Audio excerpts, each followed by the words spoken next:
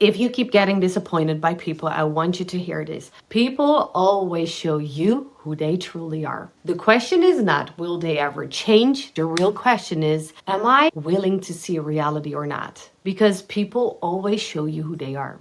And then it is up to you to place them where they belong in your life. Because not everyone is meant to have the same access. And before I go deeper, I want to say this clearly. This video is not about closing your heart. Because if you know me, my work is about going back to love, reconnecting to love. This video can apply to any kind of relationship, not only romantic relationship. This applies to friendships, family, work, community, like any place where you relate to another human being. And in this video, I'm going to share that one shift that changed how I see people, how I relate to them, and how I stay in my own power without hardening. For a really long time, I thought the problem was that I expected too much, that I loved too deeply, that I was too open, like too understanding. But that wasn't the real issue. The real issue was that I didn't want to see reality. Because seeing reality means accepting people as they are, not as who I hope they will become. This was for me the moment where I really faced reality in life. Because people don't hide who they are for very long. They show you who they are through their actions, through consistency, through how they show up when things are uncomfortable. Or even when things are comfortable. The question is not whether people are good or bad. The real question is, am I honest about what they are showing me? Am I honest to myself? Am I willing to see reality? And there is also another side that I think is really important to share, because seeing reality is not only about the other person, it is also about me. It is also about you. So the question is not only, am I honest about what they are showing me, but also, how am I showing up for them? Because a relationship is not something that just happens to me or to you. It is something we are part of. And sometimes without realizing it, we can become too focused on our own pain, our own needs and wounds. And it is good to look at ourselves, to mirror, reflect back what we need, but we shouldn't forget that it's also about another. That is what it means to be in a relationship. And in the world of self-development, where we're trying to focus on ourselves and grow, that's amazing, but we shouldn't forget to how we show up for ourselves is also how we have to show up in other people's life. So if we are not aware of that, everything starts to revolve around me, me, me. And in that moment, it stops being a relationship with another human being.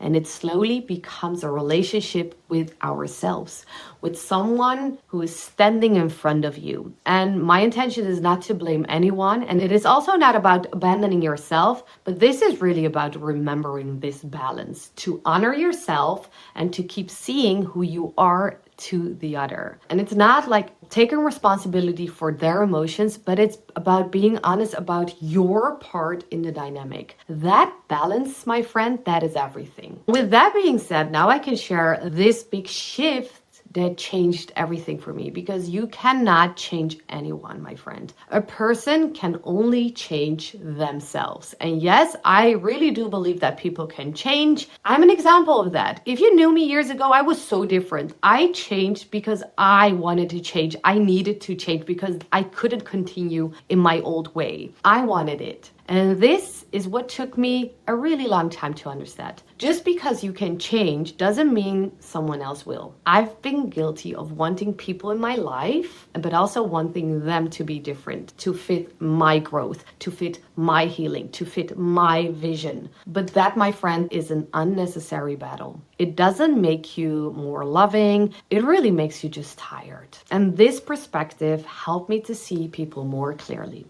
Everyone has a certain capacity, a certain emotional range they can live in consistently. Not what they show you once, not what they promise, but what they can actually hold over time.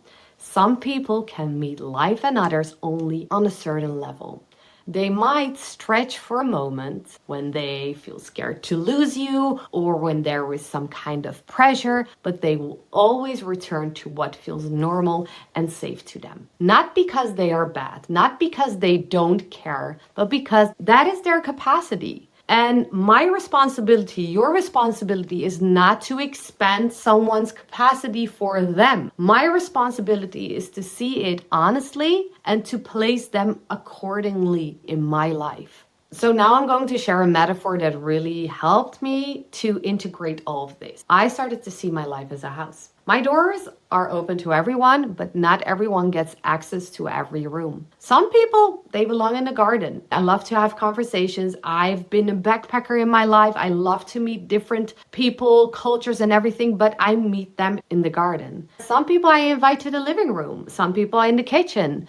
And this is not about rejection. This is really about accepting another. You accept people for who they truly are, and you place them where it feels right for you. I can genuinely like someone and still not invite them beyond my living room, like to the kitchen. That doesn't mean I close my heart. It means that I listen to reality. And this was a really hard lesson to learn in my life.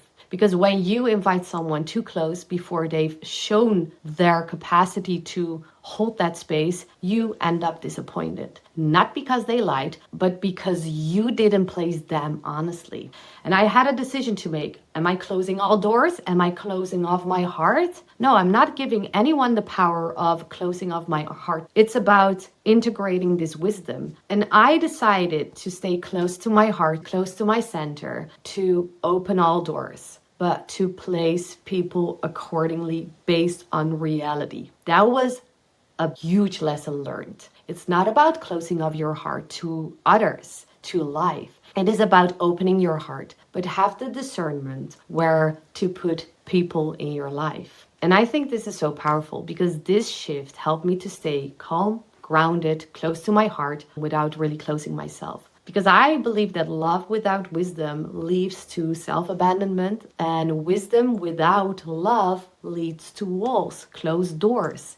And this is about being in the center, holding both, like seeing people clearly and staying open, like honoring yourself and still remembering that relating is a two-way movement. This is how you attract the right people into your life, not by forcing any change, but by understanding, by accepting in truth. So maybe the question is not, why aren't they different? But am I willing to see who they really are? And where in my life am I placing them? The garden, the living room, or somewhere they haven't shown they belong? This, again, is not about being cold. It's about really being honest. And honesty, when honesty is grounded in love, it is one of the most powerful forms of care. So I hope my video resonates. Let me know in the comments if it does. Share it with someone who needs to hear this message. Like this video. With that being said, thank you for watching. Thank you for being here, and I'll see you in the next one. Bye-bye.